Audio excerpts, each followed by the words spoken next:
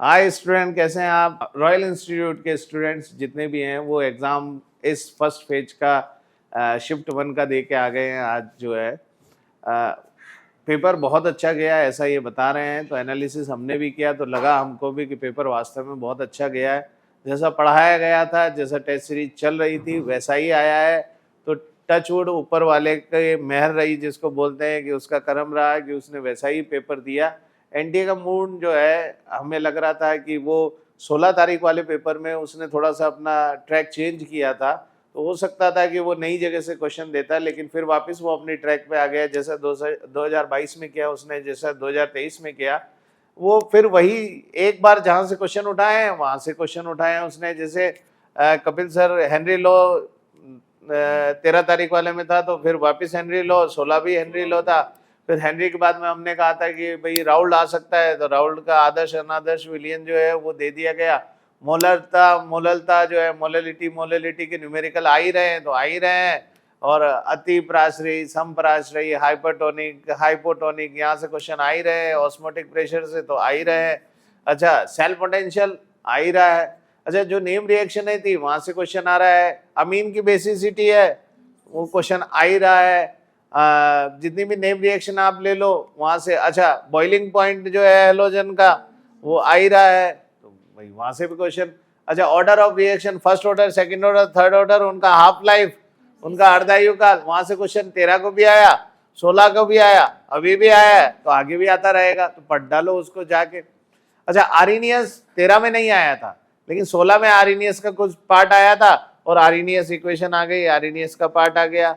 अच्छा, इस बार नया क्या था? नया था कोऑर्डिनेशन केमिस्ट्री के अंदर। कोऑर्डिनेशन केमिस्ट्री में नया था जो सीएफएससी कैलकुलेशन करते हैं। अच्छा, एनसीईआरटी ने भी उसका फॉर्मूला डिटेल में नहीं दे रखा है, फिर भी क्वेश्चन पूछ लिया। तो ये पहला क्वेश्चन ऐसा था जो हमें लगा कि यार कोऑर्डिनेशन केमिस्ट्री में कुछ नया आया है, और प्रैक्टिस हमने की है उसकी, लेकिन उस लेवल की प्रैक्टिस जो है क्योंकि एनसीईआरटी में नहीं था, तो एक एनसीईआरटी से हटकर जो क्वेश्चन कह सकते हैं कि वो वाला सीएफएससी का क्वेश्चन है, जिसके कैलकुलेशन पे जो है बहुत ज्यादा प्रैक्टिस करनी चाहिए। एनसीईआरटी के पीछे भले ही वो क्वेश्चन दे रखे, तो आपको ध्यान रखना है कि अगर इस तरीके का क्वेश्चन आता है तो अगर आप 45 तक पहुंच गए हैं तब आप रिस्क ले सकते हैं, और अगर आप नहीं पहुंचे हैं, 35 तक अटक रहे हैं, तो ज्यादा रिस्क लेने की जरूरत नहीं है। तो ये आने वाले बच्चों के लिए जिनके पेपर आने वाले कल हैं या और आगे पेपर है 3 तारीख को है, उनके लिए सजेशन है। Organic chemistry as it is simple है। बायोमोलिक्यूल से पैराग्राफ था, ठीक है। बायोमोलिक्यूल से जैसा एनालिसिस हमने किया है, हम इनसे ये पूछेंगे कि क्या क्या लगा पेपर के अंदर, और एक पैराग्राफ कोऑर्डिनेशन केमिस्ट्री में से था। ये मेरा एनालिसिस जो बच्चों को पूछ कर लगा। अब हम इनसे बात कर लेते हैं, तो कैसा पेपर मानेंगे इसका? अच्छा ही था वैसे, जैसे आपने जितना पढ़ाया था उतना कवर करके गए ना, तब तो बहुत इजी था वो। हाँ। और यूँ थोड़ा बहुत भी पढ़ के गए तो भी यूँ थोड़ा मॉडरेट बोल सकते हो उसको। पेपर अच्छा था वैसे, थ्योरी में से ज़्यादा क्वेश्चन थे, उतने ज़्यादा नहीं था जितने आपने यूँ टेस्ट में जितने क्वेश्चंस दिए थे उनको कर लिए थे, वो काफ़ी था उतना जितना मेरे को पता है, क्योंकि मैंने इतना ही किया था। मैंने इतनी जितना टेस्ट पेपर में होता वही किया था मैंने तो। और यूँ थ्योरी कंप्लीट होती तो हो जाता यूँ। अच्छा, ऐसा था। हाँ, थ्योरी कंप्लीट होने, 2 न्यूमेरिकल थे, बाकी थ्योरी कंप्लीट होते ही पूरा तो क्वेश्चन हो जाता। सबसे पहला जो रिएक्शन था, पेपर इजी होना, रिएक्शन तो चलो दूर की बात है, वो तो हर बार हो रहा है कि पेपर इजी है सर, जो पढ़ाया था वो आ गया। पहला जो जिसको कहें कि खीज जो है कि इतने न्यूमेरिकल क्यों कराए गए टेस्टों के अंदर, ये इतनी प्रैक्टिस जबरदस्ती हमसे क्यों कराई गई है, जबकि न्यूमेरिकल तो 2-3 ही आ रहे हैं, 5-5 न्यूमेरिकल, 6-6 न्यूमेरिकल, 7-7 न्यूमेरिकल टेस्ट में दे रहे हो। भाई न्यूमेरिकल से क्या होता है, कॉन्सेप्ट बिल्डअप होते हैं, तो इस वजह से। और ऊपर वाले का जो है सिस्टम कोई समझ नहीं सकता, अगर दे देते न्यूमेरिकल तब फिर क्या होता। तो इसका मतलब प्रैक्टिस अपनी पूरी होनी चाहिए कि कभी क्या हो जाता है, जैसे पिछले साल जैसा सोचा था कि भाई 6 चैप्टर थे, मेटलर्जी था, जो है पी ब्लॉक था, सॉलिड स्टेट था, इतने बड़े बड़े चैप्टर में से 4 क्वेश्चन आए, और ये सोचा था बहुत सारे आएंगे, उसको पढ़ लिया और क्वेश्चन 4 ही आए, तो इसका मतलब और 4 की जगह 15 आ जाते। जैसे 22 में हुआ था तो 16-16, 17-17 क्वेश्चन थे। तो पेपर को प्रिडिक्ट इस तरीके से करना बहुत टिपिकल होता है। हाँ, क्या लेसन में से आ सकता है ये प्रिडिक्ट करना आसान होता है कि फर्स्ट ऑर्डर रिएक्शन आनी है, भाई प्रथम कोटि की अभिक्रिया आनी है तो आती है, वो प्रथम कोटि की अभिक्रिया। आर्हेनियस आना है तो आना है, राउल्ट आना है तो आना है।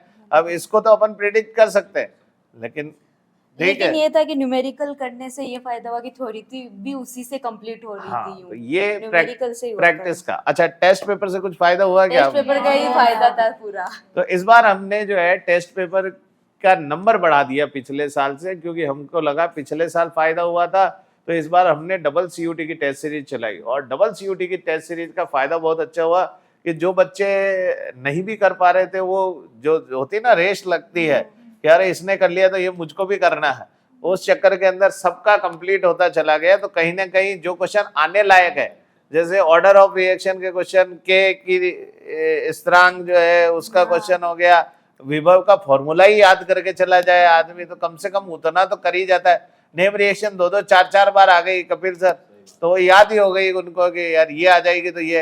अच्छा, क्षारकता का क्रम, बेसिसिटी का ऑर्डर जो है वो आ ही रहा था, आई तो करके चले गए। तो इसका टेस्ट का फायदा होता है, अपने आप को परखिए, ज्यादा परखोगे ज्यादा अच्छा कर पाओगे। एक फायदा ये लास्ट में जो एनसीईआरटी लास्ट मंथ में जो एनसीईआरटी पढ़ाई थी ना उसका था। हाँ, एनसीईआरटी का फायदा हमेशा रहता है। हम तो एनसीईआरटी पढ़ते ही नहीं है, आप ही ने पढ़ाई थी। हाँ, उसी का ही एनसीईआरटी फायदा बहुत एनसीईआरटी ज्यादा। पढ़ने से ये रहता है कि एनसीईआरटी के जिस तरीके के क्वेश्चन जो होते हैं वो पता लग जाते हैं। अच्छा, किसी का जैसे एग्रीकल्चर में सिस्टम बंद हो गया था, ऐसा किसी के साथ तो नहीं हुआ? नहीं, ऐसा तो नहीं अच्छा, हुआ। टाइम वाइम कम पड़ा? नहीं, टाइम भी कम नहीं पड़ा। हाँ, तो ये डिपेंड करता है केमिस्ट्री के अंदर कि किसकी स्पीड किस तरीके से रखता है। अगर आपने स्पीड नहीं रखी, टाइम मैनेजमेंट करना बहुत जरूरी है। किसी के लिए रुके नहीं, क्योंकि वक्त रुकता नहीं है, ठीक है। अगर आप किसी के लिए रुकेंगे जिंदगी में भी और पेपर में भी, तो मेरा सजेशन ये है कि रुके रहोगे तो वक्त बढ़ जाएगा, आपको दूसरों के लिए टाइम नहीं बचेगा। तो ध्यान रखें, ये सजेशन है मेरा। कई अच्छे बच्चे हैं जो ऑर्गेनिक या फिजिकल या इनऑर्गेनिक को इतना अच्छे करने के चक्कर में उनका कुछ पार्ट रह गया, जो कि नहीं होना चाहिए था। किसी के साथ हुआ ऐसा? नहीं, ऐसा नहीं। हाँ, मतलब मैंने ऑर्गेनिक की पढ़ी थी और ऑर्गेनिक के क्वेश्चन चक्कर में और सारे रह गए।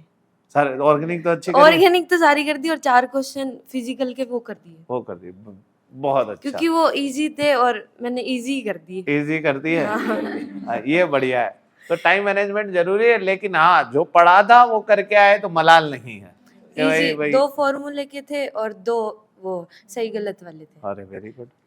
चॉइस क्वेश्चन आए थे ऑर्गेनिक के भी। Choice question. अच्छा, एक बात भी बिल्कुल क्लियर हो गई कि भाई सौदा 50-50 है, कि भाई इधर तरुण सर, खान सर है तो उधर वीके सर और साजिद सर, मतलब 50-50 मामला है। हाँ, कोई भी किसी से भारी नहीं हो सकता। कि कपिल सर जो है कह रहे हैं कि फिजिकल जो है वो ज्यादा होनी चाहिए थी, लेकिन नहीं है। इनऑर्गेनिक फिजिकल उतनी है जितने भी ये साजिद सर की साजिश है इसके अंदर। वही क्वेश्चन ऑर्गेनिक का जो है, लेकिन पार्ट अच्छा है। ऑर्गेनिक से आप स्कोर ज्यादा कर सकते हो, क्योंकि उसमें क्या है, रट लिया जो है वो है।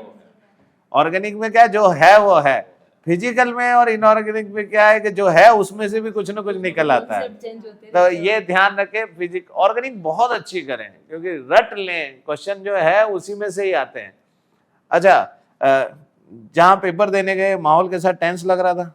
नहीं, बहुत उतना अच्छा तो नहीं लग रहा था, लेकिन ये था कि आपने बोला न्यूमेरिकल का यूं था, लेकिन जब जैसे ही वहां पे जाकर यूं पेपर देखा था तो फिर यूं 2 ही न्यूमेरिकल मिले थे, फिर यूं अच्छा लगा कि ओ एजी भी इजी है इससे तो। अच्छा, हिंदी मीडियम और इंग्लिश मीडियम, हिंदी मीडियम वालों के इंग्लिश भी आई थी? यहाँ सर उसमें अच्छा, ऑप्शन था इंग्लिश में दोनों। और देखने इंग्लिश का। मीडियम वालों के? सर मेरी तो हिंदी खुली ही नहीं रही थी, फ्रीज हो गया था वो भी। अच्छा, हिंदी नहीं खुल रही थी। तो ये भी 13 तारीख को केवल हिंदी मीडियम वालों के हिंदी खुला था, लेकिन उसके बाद वाले पेपर में हिंदी मीडियम वालों के इंग्लिश भी था। तो कई बार क्या होता है, जैसे नीट में एक क्वेश्चन था चालकता वाला, तो वो डाउट क्वेश्चन अभी भी चल रहा है। हर इंस्टीट्यूट उसका एक अलग आंसर दे रहा है। मेरे ख्याल से वो बोनस हो जाना चाहिए। ऐसा ही आज बच्चे बता रहे हैं कि केमेनो4 का जो क्वेश्चन था, तो वो मेरे ख्याल से जिस तरीके से ये बता रहे हैं उस तरीके से उसको भी बोनस हो जाना चाहिए था, क्योंकि चारों स्टेटमेंट करेक्ट है। टेस्ट पेपर में भी अपन देख रहे हैं केमेनो4, क्योंकि 13 तारीख से हम कहते हुए आ रहे हैं केमनो पढ़ के जाना, सब पढ़ के गए केमनो 4। Yes, sir. इसका मतलब वो क्वेश्चन को क्या हो जाना चाहिए, बोनस हो जाना चाहिए। अच्छा, इंग्लिश मीडियम वाले भी वही बता रहे हैं जो हिंदी मीडियम वाले बता रहे हैं, इसका मतलब उसको बोनस हो जाना चाहिए। अब तो वो क्वेश्चन सामने आएगा तभी पता चलेगा क्या है, लेकिन ऐसा हो जाना चाहिए। अच्छा, कोऑर्डिनेशन केमिस्ट्री को और अच्छे से पढ़ के जाए, CFSC और अच्छे से करके चले जाए।